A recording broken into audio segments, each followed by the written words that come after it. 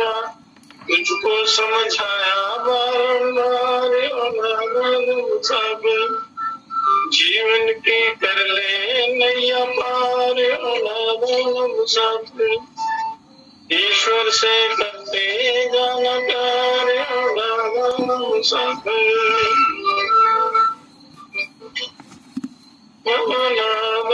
मुसाफिर।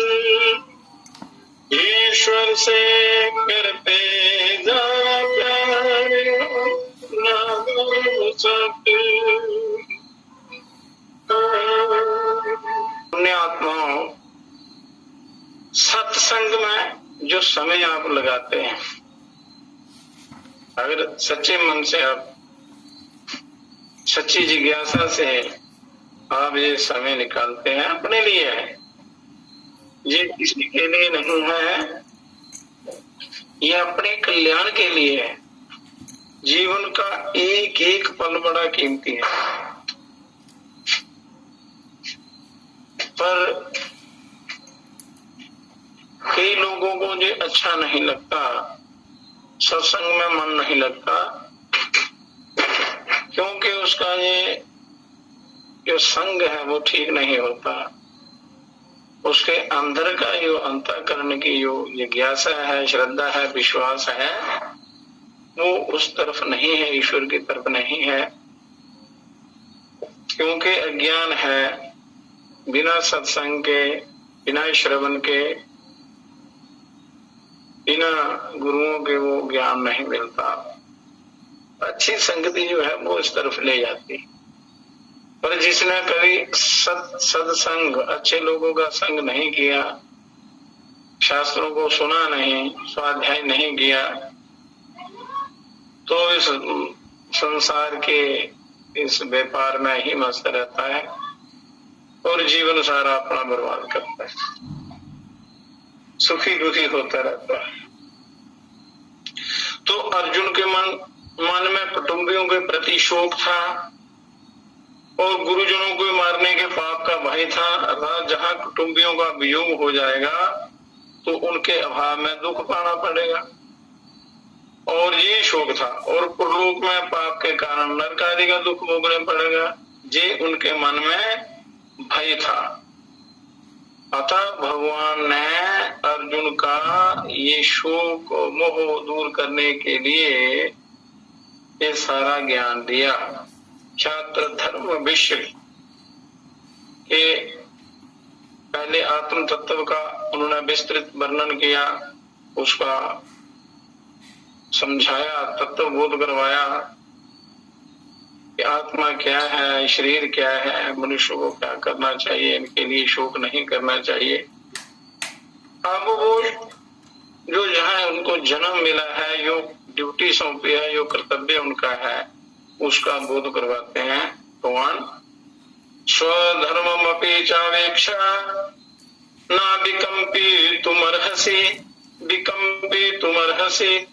धर्म्यादि युद्ध श्रेयो अन्यत् क्षत्रियस्य न विद्यते। अपने क्षात्र धर्म को देखकर भी तुम्हें कर्तव्य कर्म से विचलित नहीं होना चाहिए हे अर्जुन, क्योंकि धर्ममय युद्ध से बढ़कर क्षत्रिय के लिए दूसरा कोई कल्याणकारक कर्म नहीं। अब जो वर्ण व्यवस्था है, उनके धर्मों का, मर्यादाओं का पालन करने के लिए भगवान कहते हैं कि जो शरीर में चेतन तत्व है, परमात्मा का जो चेतन अंश है, और जो शरीर प्राकृतिक शरीर है, तो ये अलग अलग इनके धर्म है। चेतनांश के द्वारा आप उस परिपूर्ण ब्रह्म को प्राप्त कर सकते हैं, पर ये जो शरीर, पांच भौतिक शरीर मिला है, ये रथ मिला है, इसके भी धर्म है, नियम है, कानून है, इसके भी कुछ कर्तव्य हैं। तो उसके बिना मनुष्य का उद्धार नहीं हो सकता। आध्यात्मिकता से आप इस चेतनांश के द्वारा उस ईश्वर को प्राप्त कर सकते हैं।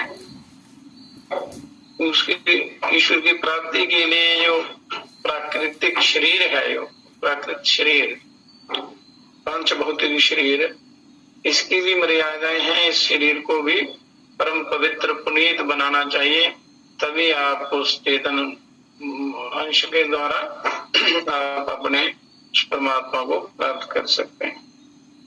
तो सो धर्मोपीच आवेक्षणा विकम्पी तुम रहसी, ये स्वयं परमात्मा का अंश है जीवात्मा, और जब ये शरीर के साथ एकता कर लेता है तब ये स्व को अर्थात अपने आप को जो कुछ मानता है उसका कर्तव्य स्वधर्म कहलाता है।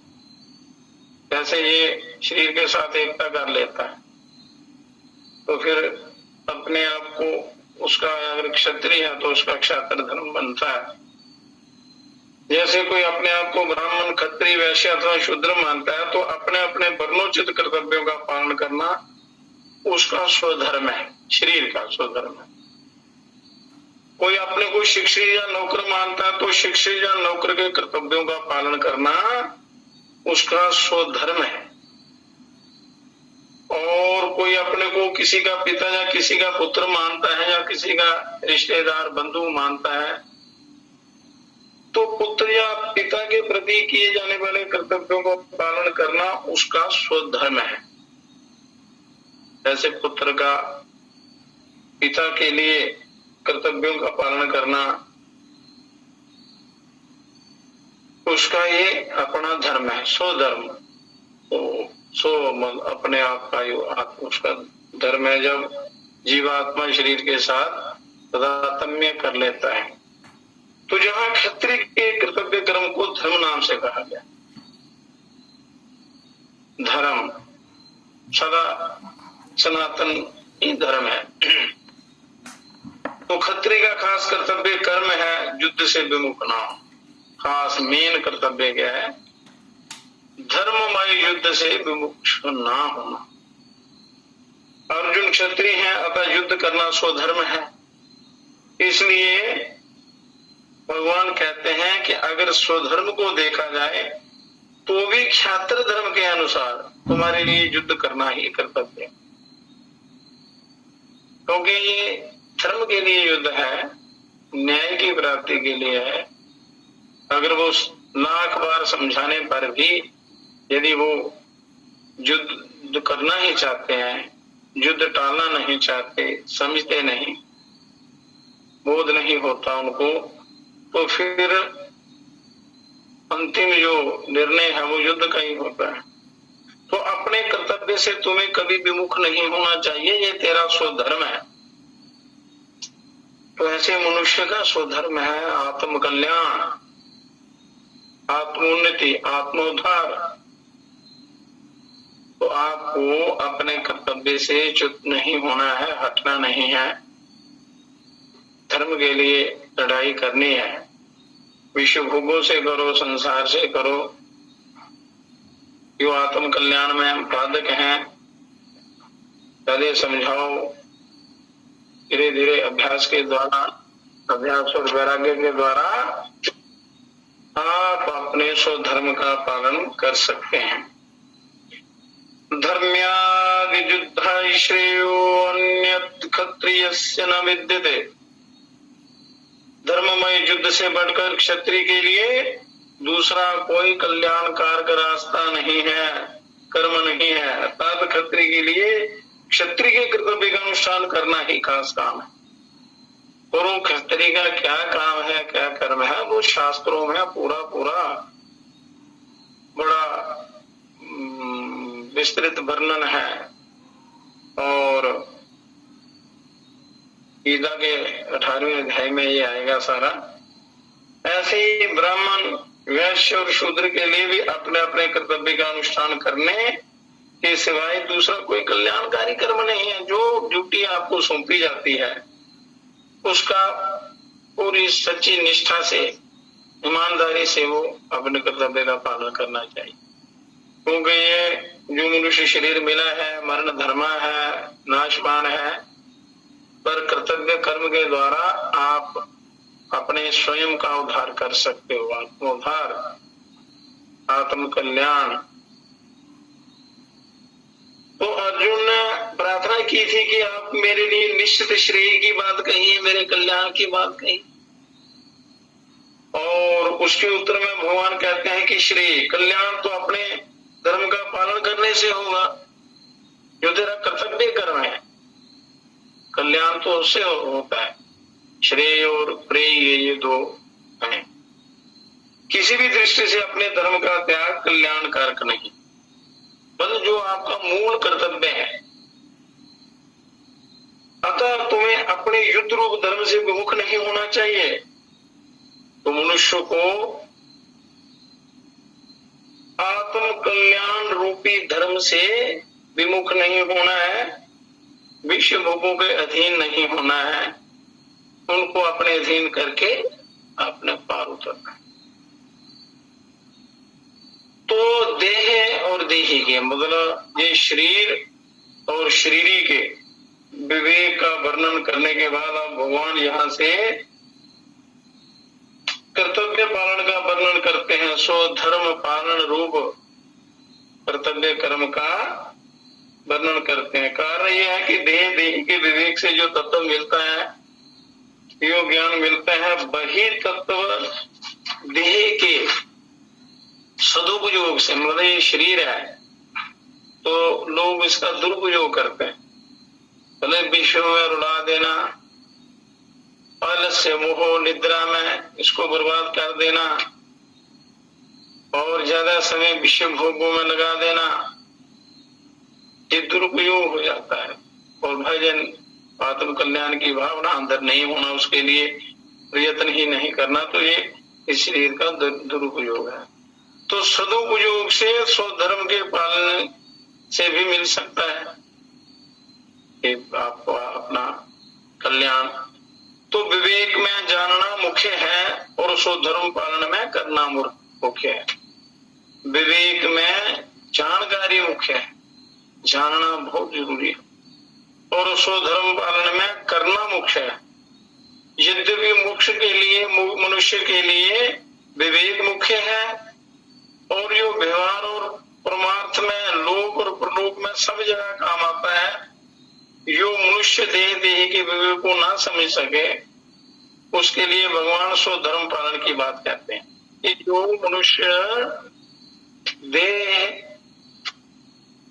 और देही के विवेक को, मतलब शरीर और शरीरी के विवेक को, इस देह और जीवात्मा के विवेक को ना समझ सके, जो ज्ञान को ना प्राप्त कर सके, तो उसके लिए भगवान स्वधर्म पालन की बात कहते हैं कि तेरा जो मूल कर्तव्य है उसका तो पालन कर, तो धीरे धीरे आप आत्मा की तरफ चलेंगे, जिससे वो वाचक ज्ञानी ना बनकर असली तत्व का अनुभव कर सके।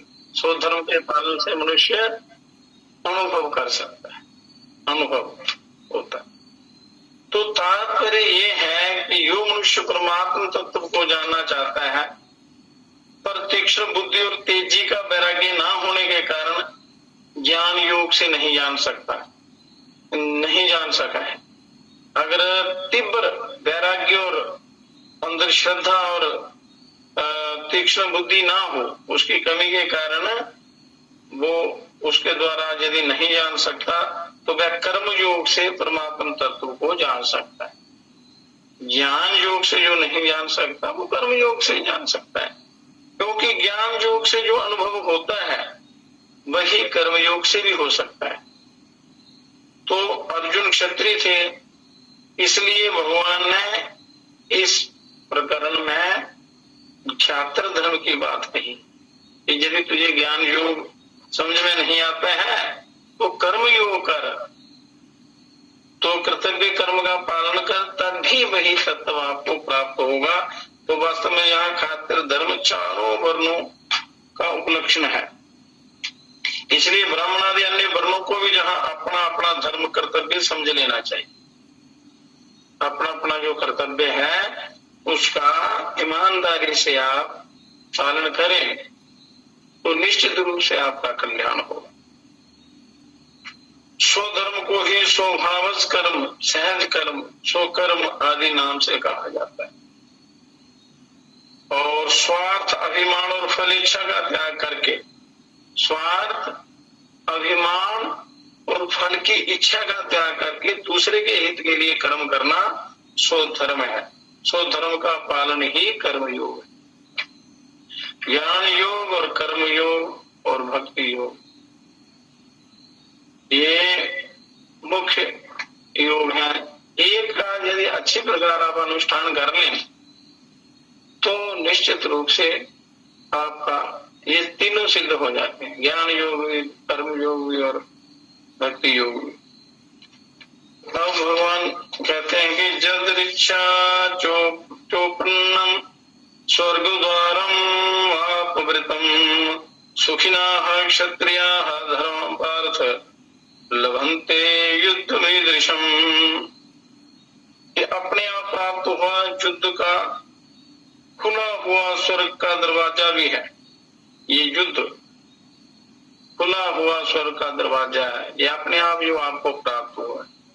मतलब इस आप अपनी इच्छा से नहीं कर रहे हो, ये अपने आप जो आपको धर्म कर्तव्य का कर्तव्य रूपी धर्म आपको प्राप्त हुआ है अपने आप। तो हे प्रीतानंदन, वे क्षत्रिय बड़े सुखी भाग्यशाली होते हैं जिनको ऐसा युद्ध प्राप्त होता है। धर्म युद्ध मतलब धर्म की रक्षा के लिए, पाप को रोकने के लिए, पाप के विनाश के लिए। तो क्षत्रिय धर्म अपने आप जो मिला है, या आप बड़े भाग्यशाली हैं। तो ऐसे अपने आप स्वर्ग के खुले द्वार आपको मिले हैं, उनका मार्ग मिला है, तो इससे पीछे क्यों हटते हो? और जो नाशवान शरीर है उनके लिए शोक क्यों करते हो? नहीं करना चाहिए। अपने स्वधर्म का पालन करें। अगर ज्ञान योग समझ में नहीं आता है तो कर्म योग का अच्छी प्रकार अनुष्ठान करो, अपने कर्तव्य का पालन करो। तो पांडवों ने जुआ खेलने में दुर्योधन से ये शर्त रखी थी कि अगर इसमें आप हार जाएंगे तो आपको 12 वर्ष का वनवास और 1 वर्ष का अज्ञातवास भोगना पड़ेगा। तो 13वें वर्ष के बाद आपको अपना राज्य मिल जाएगा। परंतु अज्ञातवास में अगर हम लोग आप लोगों को खोज लेंगे तो आप लोगों को दोबारा 12 वर्ष का वनवास भोगना पड़ेगा। तो जो स्वार्थी लोग होते हैं, दुष्ट कपटी लोग जो होते हैं, वो अपने स्वार्थ के लिए कई प्रकार के वो साधन जुटाते हैं, छल कपट करते हैं, कई उल्टे रास्ते ढूंढ लेते हैं। जुए में हार जाने पर शर्त के अनुसार पांडवों ने 12 वर्ष का वनवास और 1 वर्ष का अज्ञातवास भोग लिया। उसके बाद जब उन्होंने अपना राज्य मांगा तब दुर्योधन ने कहा कि मैं बिना युद्ध किए सुई की तीखी नोक जितनी जमीन भी नहीं दूंगा। तो लड़ाई यहां से शुरू होती है। जर और स्त्री और जमीन, धन, पैसा, ये 3 चीजें जो है लड़ाई की जड़ है। तो उसने कहा कि मैं इनका भर भी जमीन नहीं दूंगा। दुर्योधन के ऐसा कहने पर भी पांडवों की ओर से बार बार संधि का प्रस्ताव रखा गया।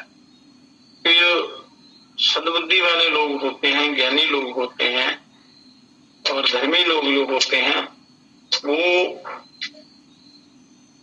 वो इस लड़ाई को, झगड़े को, जहाँ हिंसा आदि कर्मों को वो टालने की कोशिश करते हैं, समझाने की कोशिश करते हैं। पर दुर्योधन ने पांडवों से संधि स्वीकार नहीं की। इसलिए भगवान अर्जुन से कहते हैं कि ये युद्ध तुम लोगों को अपने आप प्राप्त हुआ है। तो ये मनुष्य शरीर भी आपको अपने आप प्राप्त हुआ है, आपके कर्मों से अपने आप आपको मौका दिया है परमात्मा ने आत्मोद्धार के लिए। तो अपना कल्याण करने में कोई कसर नहीं छोड़नी है। और ये जो कौरव हैं, काम, क्रोध, लोभ, मोह, अहंकार, मद, मत्सर, छल, कपट, बेईमानी, ये कौरव समझो। तो अपने आप प्राप्त हुए धर्म में युद्ध में क्षत्रिय शूरवीरता से लड़ते हुए मरता है, उसके लिए स्वर्ग का दरवाजा खुला। अगर जीत जाता है वो भी कल्याण ही कल्याण है, संसार के सुख भोगने के बाद परमात्मा को प्राप्त होता है। अगर धर्म युद्ध करता हुआ मनुष्य अगर वीर गति को प्राप्त भी होता है धर्म की रक्षा के लिए युद्ध करता हुआ, तो उसके लिए स्वर्ग का द्वार खुला रहता है, उसका कल्याण हो जाता। तो हर प्रकार से कल्याण ही कल्याण है इसमें। सुखिना क्षत्रिया पार्थ क्षत्रिया पार्थ लवंते युद्ध वीरशम, कि ऐसा धर्ममय कल्याणमय उद्धारमय युद्ध जिनको प्राप्त होता है हुआ है, और वह क्षत्रिय बड़े सुखी हैं। जहां सुखी कहने का तात्पर्य है कि अपने कर्तव्य का पालन करने में जो सुख है वह सुख संसारिक भोगों को भोगने में नहीं है, वो तो पतन का कारण है। तो संसारिक भोगों में सुख तो पशु पक्षियों को भी होता है। अतः जिनको कर्तव्य पालन करने का अवसर प्राप्त हुआ है उनको बड़ा भाग्यशाली मानना चाहिए। तो इसलिए आपको ये अपने कर्तव्य पालन करने का मौका मिला है, तो इस धर्म से क्यों पीछे हटते हो, इससे तेरा कल्याण होगा। तो इसलिए तू धर्म युद्ध कर।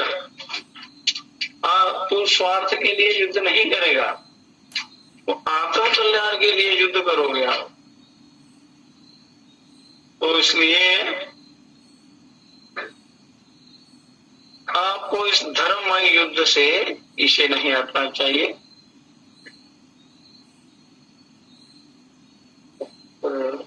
पानी होना क्या एक गिलास तो मन हो गया। तो जो युद्ध ना करने से क्या हानि होती है,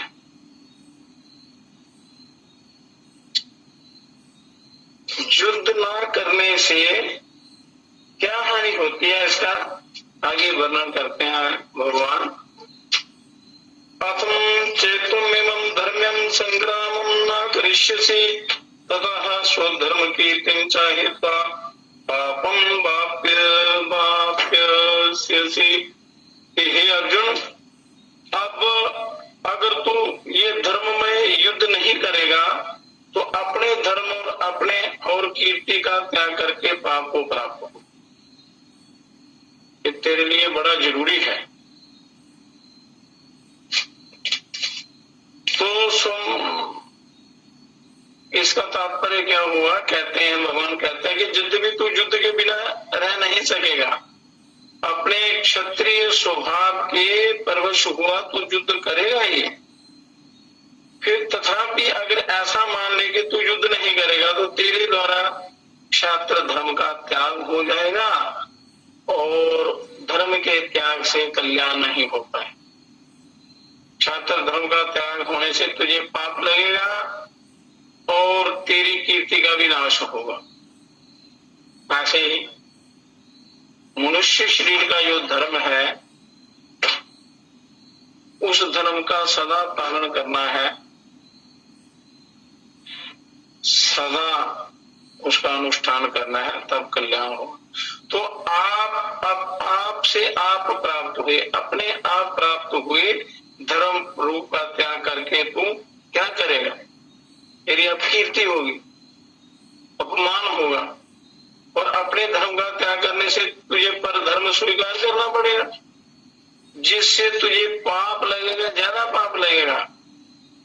तो युद्ध का त्याग करने से दूसरे लोग ऐसा मानेंगे कि अर्जुन जैसा जो शूरवीर था, शूरवीर भी मरने से डरता है, भयभीत हो गया है, इससे तेरी कीर्ति का भी नाश होगा।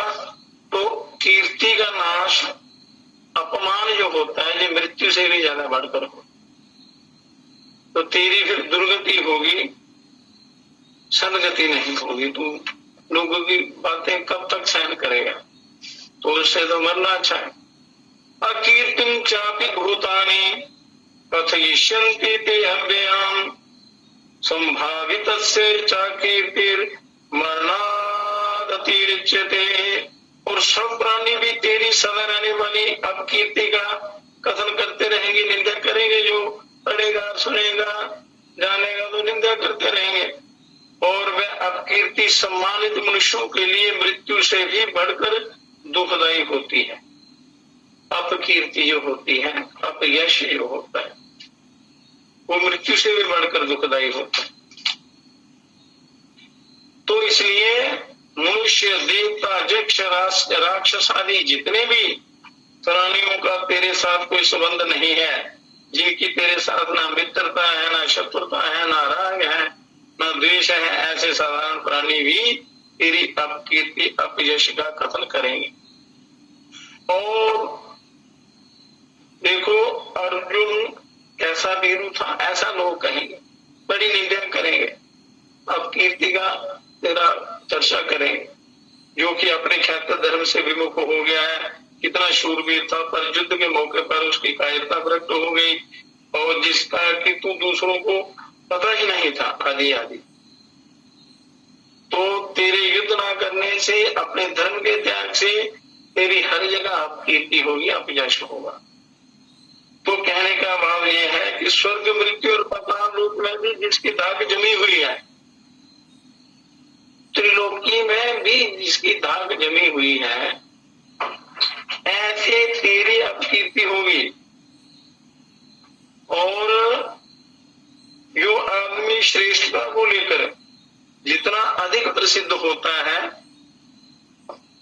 उसकी कीर्ति और अपकीर्ति भी उतनी ही अधिक स्थायी रहने वाली होती है। कीर्ति भी स्थायी रहती है और अपकीर्ति भी स्थायी रहती है, ज्यादा देर उसकी चर्चा होती रहती। तो भगवान ने साधारण प्राणियों द्वारा अर्जुन की निंदा किए जाने की बात बताई। अब उत्तरार्ध में सबके लिए लागू होने वाली सामान्य बात बताते हैं, जो सबके लिए लागू होती है। संसार की दृष्टि में जो श्रेष्ठ माना जाता है, अच्छा माना जाता है, पूजनीय होता है, जिसको लोग बड़ी ऊंची दृष्टि से देखते हैं, बड़ा मान सम्मान करते हैं, ऐसे मनुष्य की जब अपकीर्ति होती है, अपमान होता है, बेइज्जती होती है, तब वह अपकीर्ति उसके लिए मरण से भी अधिक भयंकर दुखदायी होती है। कई बार बार मरने का दुख प्राप्त हो, बड़ा दुख, कष्ट। कारण कि मरने में तो आयु समाप्त हुई और उसने कोई अपराध तो किया नहीं है, परंतु अपकीर्ति होने में वह खुद धर्म मर्यादा से, कर्तव्य से च्युत हुआ है, गिरा है। और तात्पर्य है कि लोगों में श्रेष्ठ माने जाने वाला मनुष्य अगर अपने कर्तव्य से गिरता है तो उसका बड़ा भयंकर अपयश होता है, अपकीर्ति होती है, अपमान होता है। और इस अपकीर्ति से बढ़कर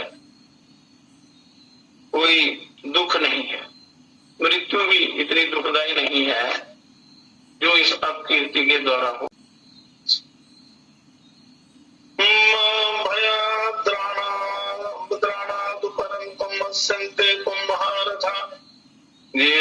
तुम बहुमतो भूत्वा अर्जुन, महारथी लोग तुझे भय के कारण युद्ध से हटा हुआ मानेंगे, जिनकी धारणा में बहुमान्य हो चुका है कि अर्जुन बहुत बड़ा बलवान है, बड़ा शूरवीर है, बड़ा प्रतापी है। उनकी दृष्टि में तू लघुता को प्राप्त हो जाए। तो ऐसे ही ये मनुष्य शरीर का जो कर्तव्य है, अर्जुन के माध्यम से आप सबको ये ज्ञान दे रहे हैं भगवान, हम आप सबको। भयाद्राणा तु परतम मत्स्यन्ते तुम महारथा, कि तू ऐसा समझता है कि मैं तो केवल अपना कल्याण करने के लिए युद्ध से उपरत हुआ हूं, परंतु अगर ऐसी ही बात होती और युद्ध को तू पाप समझता तो पहले ही एकांत में रहकर भजन स्मरण करता, चिंतन करता, समाधि लगाता, योग साधना करता और तेरी युद्ध के लिए प्रवृत्ति भी नहीं होती। परंतु तू एकांत में न रहकर युद्ध में प्रवृत्त हुआ है। अब अगर तू युद्ध से निवृत्त होगा तो बड़े बड़े महारथी लोग ऐसा ही मानेंगे कि युद्ध में मारे जाने के डर से अर्जुन युद्ध से निवृत्त हुआ है। बार बार भगवान उसको समझा रहे हैं। अगर वह धर्म का विचार करता तो युद्ध से निवृत्त नहीं होता, क्योंकि युद्ध करना क्षत्रिय का परम धर्म है। पर कौन सा युद्ध? धर्ममय युद्ध, धर्म की रक्षा के लिए, अपने स्वार्थ के लिए नहीं। स्वार्थ के लिए युद्ध करना तो महापाप है, नरकों में जाता है। अतः वह मरने के वहीं से ही युद्ध से निवृत्त हो रहा है, ऐसा लोग तेरा अपमान करें।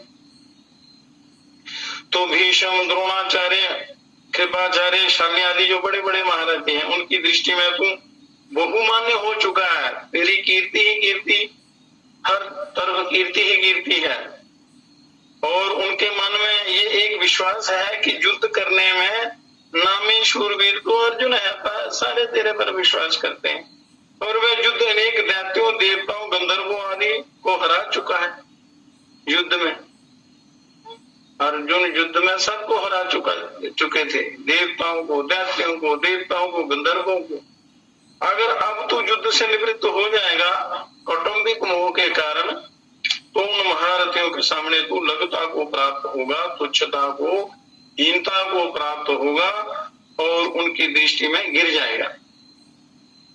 तो इसलिए इस अपकीर्ति से बचने के लिए अपने धर्म का पालन तुझे निश्चित रूप से करना होगा।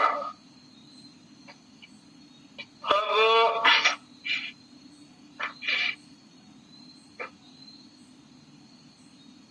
अवाच्यो आवांचो बहुन वदिष्यन्ति त्वाहिताः निन्दन्तस्त्व सामर्थ्यं ततो दुःखतरं किमः। कि तेरे शत्रु लोग तेरी सामर्थ्य की निंदा करते हैं, बहुत से ना कहने योग्य वचन भी कहेंगे, अब शब्द कहेंगे, जलाने वाले शब्द कहेंगे, तुझे बुरे लगेंगे। उससे बढ़कर और दुख की बात क्या होगी? क्योंकि कोई अस्त्र शस्त्र को एक बार ही काट देते हैं, उसका इतना दुख नहीं होता। जख्म अगर कोई तलवार से होता है तो वो भर जाता है, उसका उपाय हो जाता है। पर शब्द रूपी बाण के द्वारा बिंद जाने पर वो जख्म भरता नहीं है, बार बार वो शब्द रूपी बाण जो है वो दुखी करेगा। शब्द बार बार उसका चिंतन होता है, बार बार उसको दुख होगा और जो वो जख्म जन्म जन्मांतर तक चलता रहता है। तो इसलिए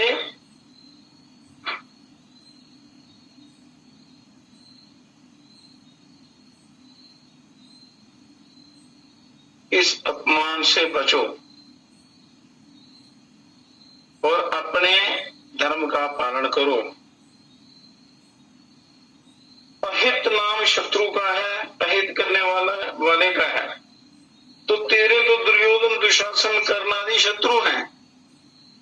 तेरे बैर ना रखने पर भी वे स्वयं तेरे साथ बैर रखकर तेरा हित करने वाले, तेरा अहित करने वाले, तेरा भला करने वाले नहीं है। वे तेरी सामर्थ्य को जानते हैं कि ये बड़ा भारी शूरवीर है, ऐसा जानते हुए भी वे तेरी सामर्थ्य की निंदा करेंगे, तेरे मनोबल को गिराएंगे और कहेंगे कि ये देखो ये हिजड़ा है, इसमें वो सामर्थ्य नहीं है, केवल बातें ही। देखो ये युद्ध के मौके पर हो गया अलग, क्या ये हमारे सामने टिक सकता है? इस प्रकार के अनेक अपशब्द वो कहेंगे, तेरी निंदा करेंगे, तेरे अंदर जलन पैदा करने के लिए ऐसे शब्द कहेंगे। तो उनके वचनों को तू कैसे सहेगा? बाणों को सह सकता है पर वचनों को नहीं सह सकेगा। इससे बढ़कर अत्यंत भयंकर दुख क्या होगा? क्योंकि ये देखा जाता है कि जैसे मनुष्य तुच्छ आदमियों के द्वारा तिरस्कृत होने पर अपना तिरस्कार सहन नहीं कर सकता, नहीं सह सकता, और अपनी योग्यता से, अपनी शूरवीरता से अधिक काम करके मर मिटता है। ऐसे ही जब शत्रुओं के द्वारा तेरा सर्वथा अनुचित तिरस्कार हो जाएगा, तब उसको तू सह नहीं सकेगा और तेजी में आकर युद्ध के लिए कूद पड़ेगा। तेरे युद्ध किए बिना रहा नहीं जाएगा। और अभी तो युद्ध से उपरत हो रहा है, पर जब तू समय पर युद्ध के लिए कूद पड़ेगा तब तेरी कितनी निंदा होगी, उस निंदा को तू कैसे सहेगा। इसलिए तू अपने स्वधर्म पालन के लिए तैयार हो जा, उसका पालन कर। ऐसे ही मनुष्य को ये जीवन इतना पवित्र मिला है, और समय रहते हुए यदि आप अपने कर्तव्य का पालन नहीं करते हो, अपना आत्म कल्याण नहीं करते हो, वो उपासना तप इत्यादि नहीं करते हो, तो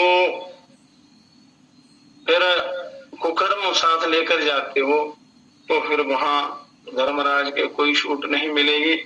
वहां नरकों को जाना पड़ेगा, उनकी मार खानी पड़ेगी, उनके शब्द सहन करने पड़ेंगे। कितना भारी दुख होगा, ये जीवन नष्ट हो जाएगा। जैसे अर्जुन के लिए भगवान अपने कर्तव्य का पालन करने के लिए उपदेश दे रहे हैं, ऐसे ही मनुष्य को भी अपने स्वधर्म का पालन करके अपना आत्म कल्याण करना चाहिए। उनके लिए भी ये उपदेश है, संदेश है वास्तव में, ये सब के लिए कि आपका जो कर्तव्य कर्म है, जो धर्म है, मनुष्य शरीर का जो धर्म है, उसका सही ढंग से आप पालन करें। तो भगवान युद्ध ना करने की हानि बताकर अब भगवान आगे के श्लोकों में युद्ध करने से लाभ बताते हैं कि लाभ क्या होगा। ये तो कर्म योग का अध्याय चल रहा है। आगे जैसे जैसे आगे कथा जहाँ श्लोक आगे आगे चलेंगे, बढ़ेंगे, ऐसे दूसरा तीसरा चौथा अध्याय 18वें अध्याय तक वो ब्रह्म तक पहुंचा देते हैं।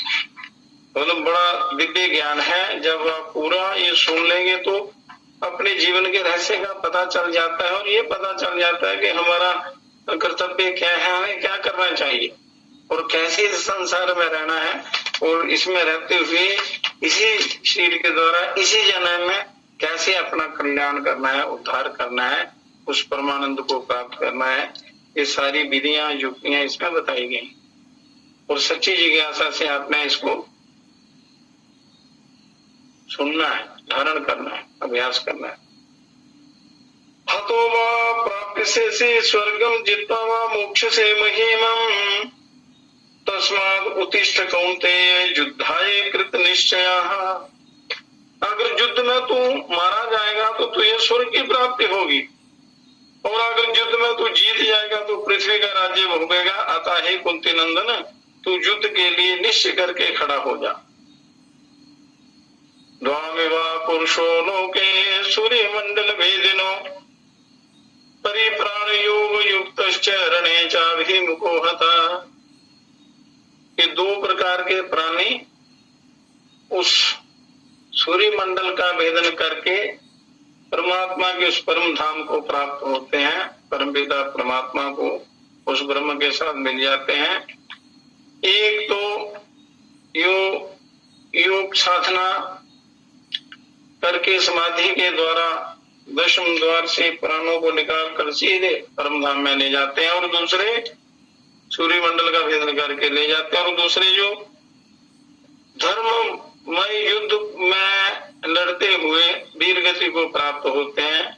अगर धर्म युद्ध लड़ते लड़ते कोई प्राण निकल जाए, मनुष्य शरीर छोड़ दे, तो क्या होता है, वीर गति को प्राप्त हो तो वो सीधा सूर्य मंडल को भेदन करके सीधा परमात्मा के साथ जाता है, क्योंकि उस समय एकाग्रता बनी होती है, उसका लक्ष्य होता है कि मैं ये युद्ध कैसे जीतूं, और उसमें एकाग्रता होती है, एकाग्रता से वो लड़ता है। तो फिर वो ध्यान जो है इस सुषुम्ना नाड़ी से होकर प्राण सीधे ब्रह्मरंध्र से निकल के सूर्य मंडल का भेदन करके उसको प्राप्त होते हैं।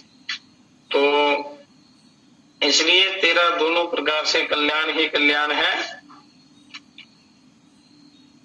तो अर्जुन ने कहा था कि हम लोगों को इसका भी पता नहीं है कि युद्ध में हम उनको जीतेंगे या वे हमको जीतेंगे। अर्जुन के इस संदेह को लेकर भगवान यहाँ स्पष्ट करते हैं कि अगर युद्ध में तुम कर्ण आदि के द्वारा मारे भी जाओगे तो स्वर्ग को चले जाओगे, और अगर युद्ध में तुम्हारी जीत हो जाएगी यहाँ पृथ्वी का राज्य भोगोगे, क्योंकि तू धर्म युद्ध कर रहा है, धर्म के लिए कर रहा है, न्याय के लिए कर रहा है। इस तरह तुम्हारे तो दोनों ही हाथ में लड्डू हैं, इसलिए तेरा युद्ध करना परम आवश्यक है, तुझे घबराने की आवश्यकता नहीं। तात्पर्य यह है कि युद्ध करने से तो तुम्हारा दोनों तरफ से लाभ ही लाभ है, और युद्ध ना करने से दोनों तरफ से हानि ही हानि है। अतः तुम्हें युद्ध में प्रवृत्त हो जाना चाहिए, युद्ध में अर्थात अपने धर्म स्वधर्म पालन में प्रवृत्त हो जाना चाहिए। तो भगवान कहते हैं कि जब मैं संधि का प्रस्ताव लेकर कौरवों के पास गया था तब माता कुंती ने तुम्हारे लिए यही संदेश भेजा था कि तुम युद्ध करो।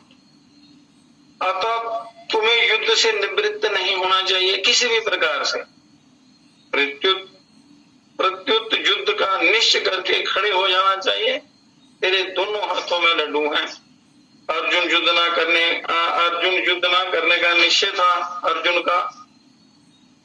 का युद्ध ना करने का निश्चय था कि मैं युद्ध नहीं करूंगा, और भगवान ने युद्ध करने की आज्ञा दे दी। तो अर्जुन के मन में संदेह हुआ कि युद्ध करना ठीक है या ना करना ठीक है। तो यहाँ भगवान उस संदेह को दूर करने के लिए कहते हैं कि तुम युद्ध करने का एक निश्चय कर लो, उसमें संदेह मत रखो। जब मार्गदर्शन मिल रहा है फिर भी मनुष्य ना समझे तो फिर अनहोनी होती है, फिर तो पता नहीं होता। ऐसे ही मनुष्य को शास्त्र, संत, गुरु लोग, ईश्वर के द्वारा जो सबको ज्ञान प्राप्त है, वो बार बार इसको सचेत करते हैं, जागृत करते हैं, समझाते हैं, सावधान करते हैं कि भाई आत्म कल्याण करो, सत्कर्म करो, अपना उद्धार करो। तो जहां भगवान का तात्पर्य ऐसा मालूम होता है कि मनुष्य को किसी भी हालत में कर्तव्य का त्याग नहीं करना चाहिए। इतना विस्तृत रूप से समझाने का तात्पर्य है कि मनुष्य को हर हालत में कर्तव्य का त्याग नहीं करना है। उत्साह और तत्परता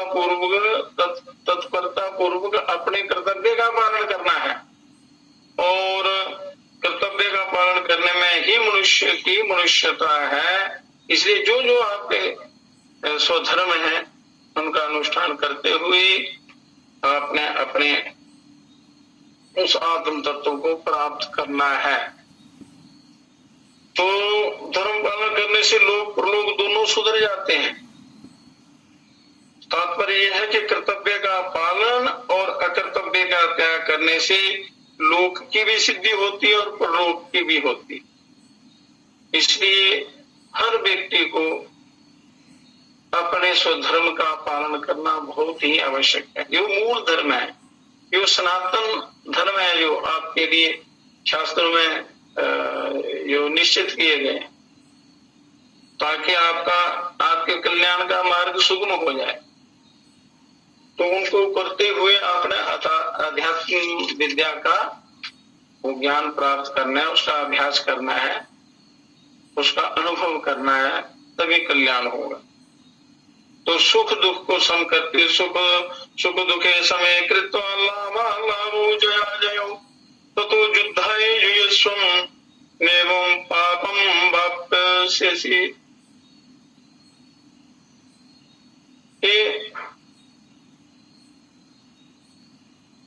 जय पराजय, लाभ हानि, सुख दुख, निंदा स्तुति को सम्मान करके फिर युद्ध में लग जा। इस प्रकार युद्ध करने से पाप को प्राप्त नहीं होगा। तो इसका वर्णन अगली कथा कल करेंगे। आज तक इतना ही। तो मनुष्य का धर्म है योग के द्वारा अपना कल्याण करे। परमात्मा ने आगे जहां वर्णन किया है बड़ा बड़ा विशाल विस्तृत और विशद वर्णन आपको मिलेगा, और कैसे आपने अपने आप को जीतना है, शरीर की शुद्धि कैसे करनी है, फिर प्राणों की शुद्धि, सूक्ष्म शरीर, कारण शरीर, इनको कैसे जीतना है। जीव ये शरीर के पंच कोश हैं, इन कोशों को भी पार करके आगे जाना है। तो उसके लिए कई प्रकार की साधनाएं हैं, तो उनका वर्णन कल करेंगे। तो आज का सत्संग यहीं समाप्त करते हैं। हे परम पिता, हे विश्व पिता, हे राष्ट्र पिता, हे जगदाधार, हे करुणामय दयालु पूर्ण गुरु, हे अपरंपार, हे महेश हमें दीजिए योग विचार, मानवता के नाथ तेरे संसार, हे परम पिता, हे राष्ट्र पिता, हे राष्ट्र पिता, हे जगदाधार।